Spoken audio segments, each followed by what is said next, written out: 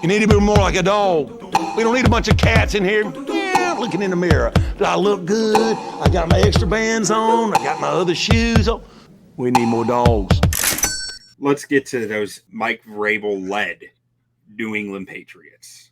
Right off the bat, I love the addition of Milton Williams here in New England, coming and bolster up that D-line, especially with Mike Vrabel as the head coach.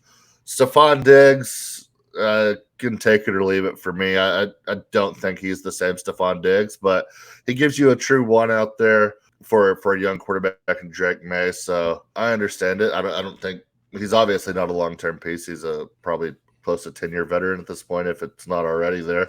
I like some of the moves in the offseason. Carlton Davis coming in at corner. I like the way Mike Vrabel builds teams. I mean, he likes to get nasty with it, a lot like Dan Campbell in that aspect. Looking at this offense, okay, you bring in Will Campbell. So is Will Campbell going to be your starting left tackle here?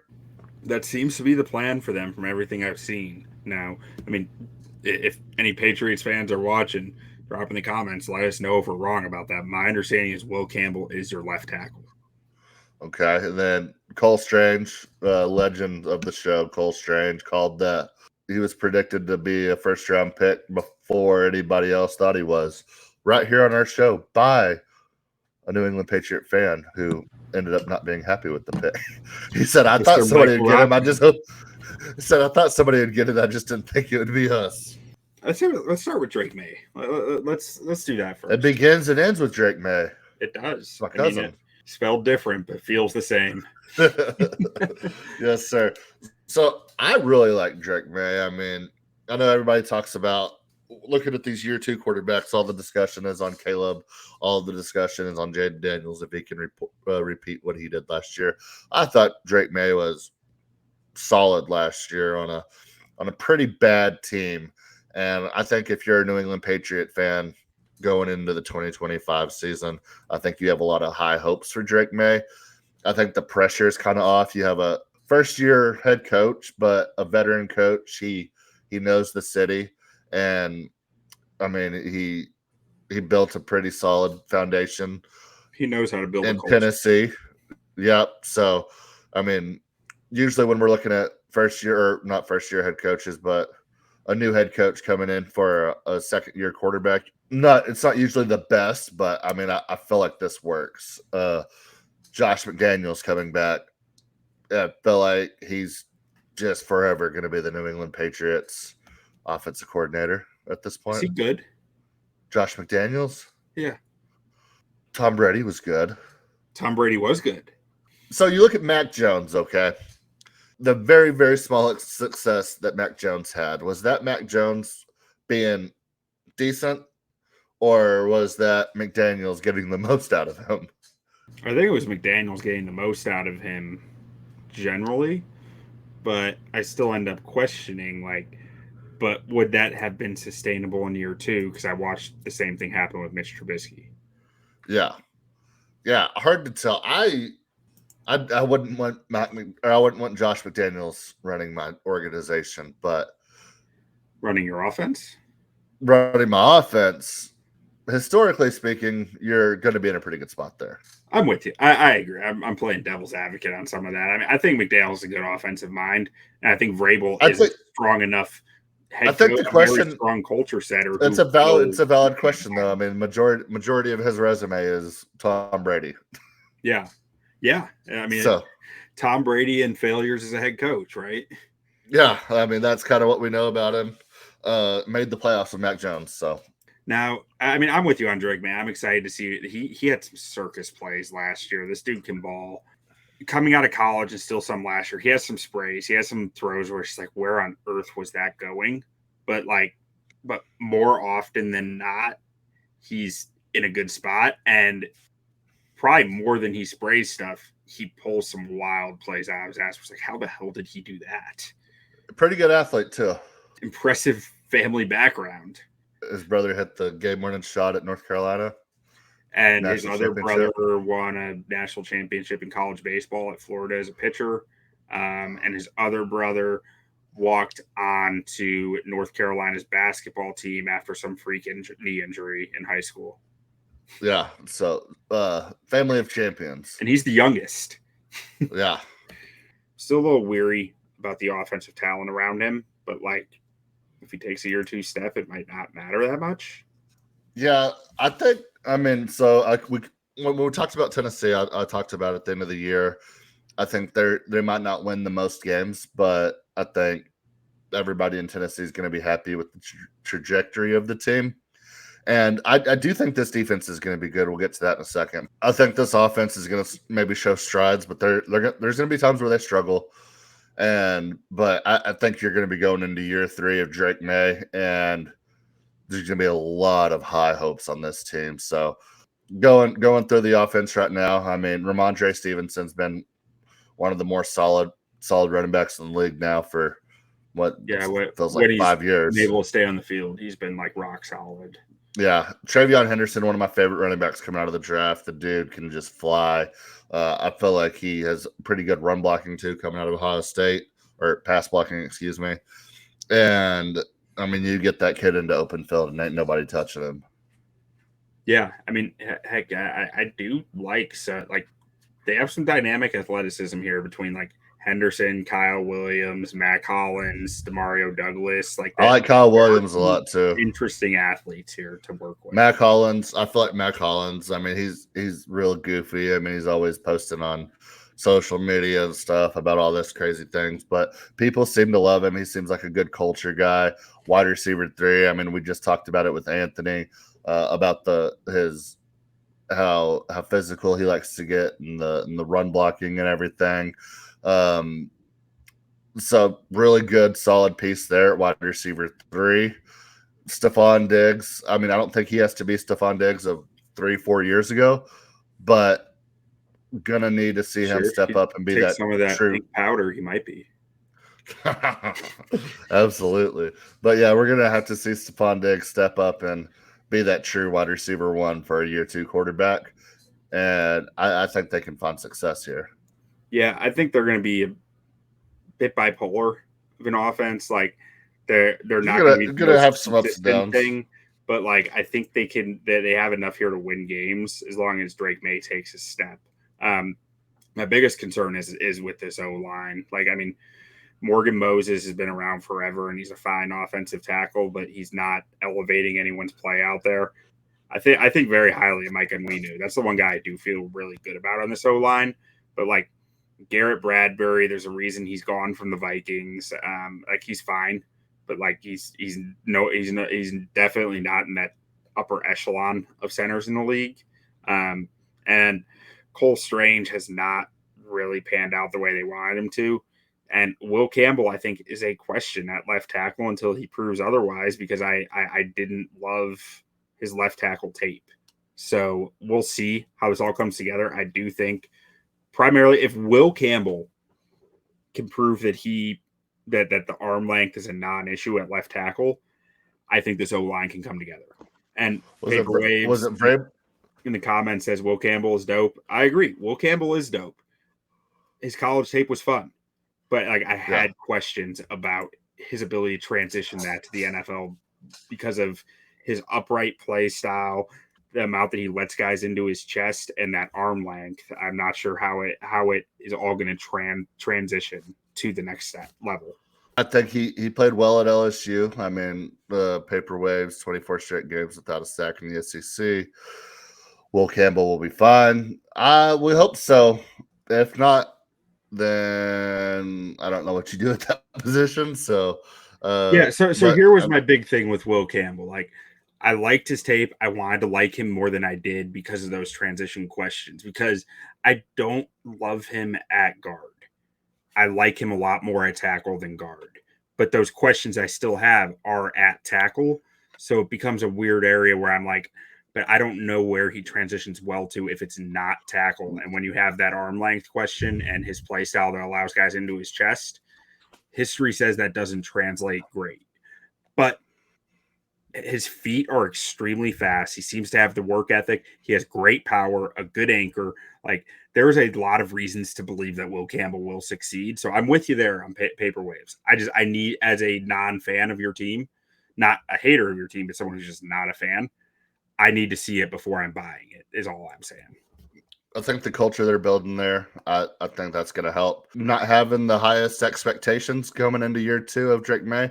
Not saying that they don't want to go out there and win games, but I don't think anybody's realistically sitting there thinking Super Bowl or bust. We have to go win this division. I think you just want to see strides everywhere across the team and build for the future. So that kind of gives young guys more time to develop rather than feeling like it's all on me type deal. Yeah, I think if this team is competing for a wild card spot down the stretch, you feel pretty good about what they're doing and like them going into year 3 of Drake Maye. But let's move on to where I think the strength of this team is the defense. Yeah.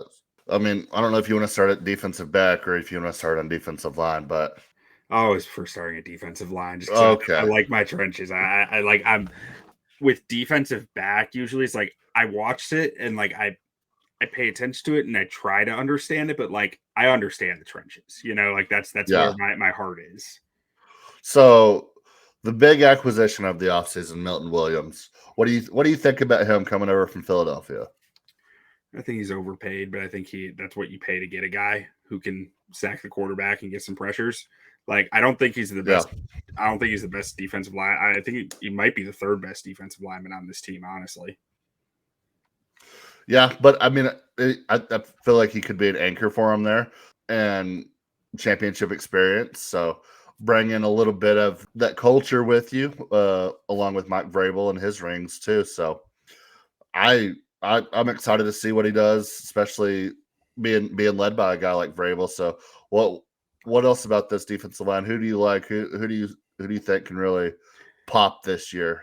I mean, I think the trio of Keion White, Christian Barmore, and Milton Williams is extremely nasty. Like, as long as Christian Barmore is coming back from this blood clot issue, being the dude he was before, this defensive line is going to eat. These guys can bully people. Keion White is a bully in the best possible way. Like, I love watching him play football. He's just a maniac out there, an animal, and he's a brick shit house. Like, the way this dude can punch through people is just, he's so explosive and so powerful with his hands, and he just creates that power from his feet up through his hands, just like can get through you if you're just an average offensive lineman.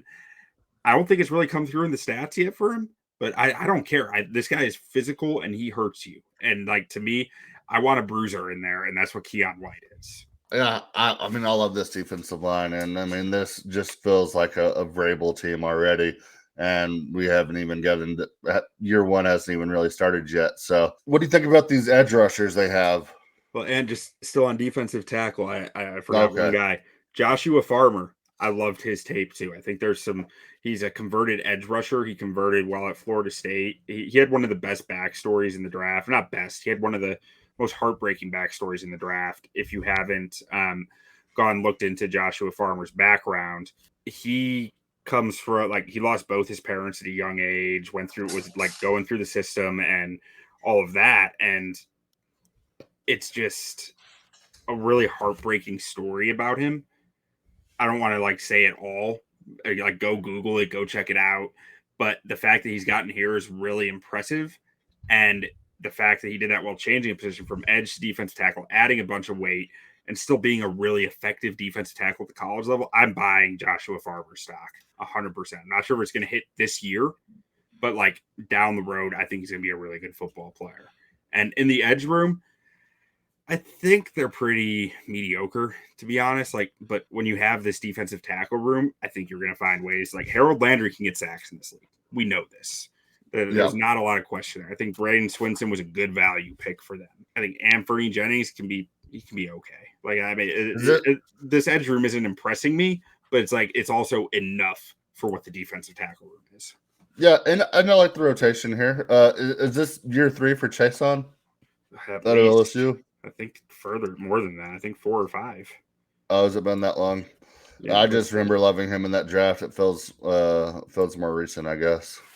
Yeah, he was drafted in 2020, so this is year 6 for him. Shit. Oh, so it doesn't. He hasn't. He never really panned out. Like yeah. Paper Wave's still with us talking year 5. That's said Ed interesting. needs some work. I wouldn't roll out a Clowney joining. Yeah, Clowney just seems to be kind of like the mercenary these days. I mean, he just signs 1 year's deals all around the league. I think Clowney would be a great ad for this defense. Yeah, absolutely. And was he in Tennessee the same time as Vrabel or right after? I think same time.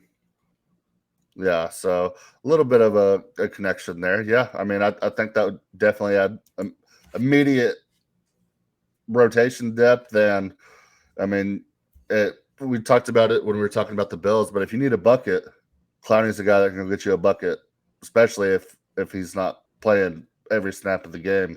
Yeah, I mean, with a defensive tackle room like this, I think Clowney can get you a bucket. Like when he needs to be your number one guy on the D line, I don't think he's that guy. But like when he can play off of others and be given one-on-ones, like watch out. I think he can play. And then at linebacker, I like the Robert Spillane signing. I think that he is a guy who has played well for the Raiders the last few years and kind of gone under the radar as a really lanky player who can kind of just move in space pretty fluidly and really just deliver some pain on some hits. I really like Robert Spillane's a fun football player to watch. Yeah. And then, okay, so bringing in Carlton Davis, I love. Christian Gonzalez, I mean, we kind of talked about it with the Ravens a couple of weeks ago about how players just fall into their laps. I still don't know how Christian Gonzalez fell to where he did and ended up on this team. And I mean, he was an immediate impact player. He was incredible for the Patriots. So he's just an absolute stud back there. And then Jabril Peppers at safety. I mean, I felt like he's finally coming into his own as well. He was kind of a guy who came in as that Swiss Army knife type of gadget player that nobody really knew where he was gonna fit in. He kind of bounced around, went to the Giants, went to the Browns, but I feel like he's starting to really develop into a good safety in this league. So I like this defensive back room. I love this defensive line, and with a guy like Vrabel, I mean, I think this team's dangerous. Yeah, and talking like the cornerbacks, I think Carlton Davis is a good ad. I do think there's some injury questions there at his age, but I don't love the depth behind him for that. But like Christian Gonzalez is a true number one corner in this league, I believe. I think Marcus Jones is a fine nickel, and with the safeties they have, I think you'll be able to figure out CB2. I don't think it's going to be a giant Achilles heel for you because of how much talent this defense has overall. And when talking about the blue chip players here, like Craig Woodson's a fun football player. I liked his tape at Cal, but Christian Barmore, if he is like Paper Waves was saying, if he's looking like the same guy, he would be a blue chip here. I just couldn't give him blue chip till I see it.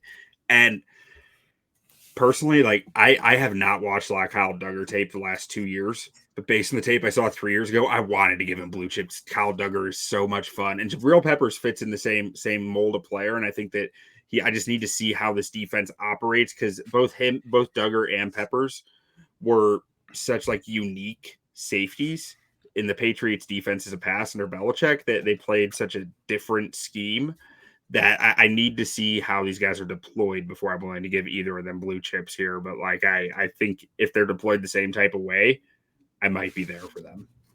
Looking at this team going forward, if there's a team that comes out of this division that's not the Bills into the playoffs, we just talked about Miami, and I think Miami's really boom or bust. I think this team has a lot higher floor.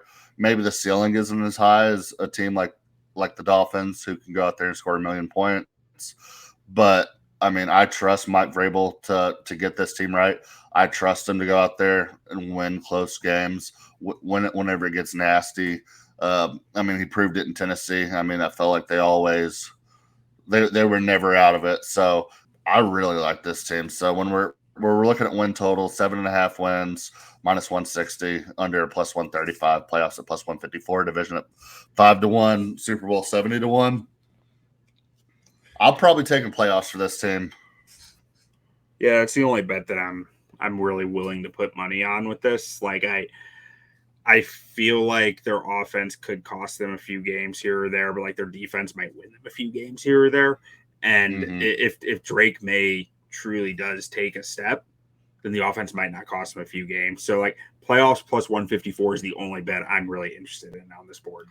Kind of talked about it with the Dolphins too. I mean, I think the wild card opportunities in the AFC are pretty wide open, and you give me a well-coached team that if you can get solid quarterback play with a good defense, I'll take that bet every time. We got Paper Wave saying his ceiling for them is 11 wins and floor is 8 wins, and I think that's kind of I'm probably a little lower than that. I'm probably like 10-7, but like I was in that 7 to 10 range, but I mean it's a coin flip league a lot of times. I mean, so really just splitting hairs there at 7 to 10, 8 to 11. So yeah, I mean I kind of agree with him. I mean I think they're going to win the games they're supposed to win. I think they're going to steal a couple of games, and then maybe drop formula, right? Maybe drop a game in like mid-November after coming off a big win to like a bad Jets team or something. Like just kind of seems like what Tennessee would do at times, and they're a pretty young team too. So I mean they might get too high after 3 or 4 wins and just give us a stinker on Thursday Night Football or Monday Night Football or something after they've been playing hot, but. Like I said at the beginning of this, I mean, I think New England Patriots fans are going to be going into year 3 of Drake Maye, a lot of confidence, and maybe really, really challenge the Bills, try to take their division back. Yeah, I see that. I think Vrabel is probably going to have these guys foaming at the mouth against the Bills. So yeah, it's an exciting team. Love the defense. Really, if I'm a Patriots fan. More than anything, you just want to see the growth of Drake Maye.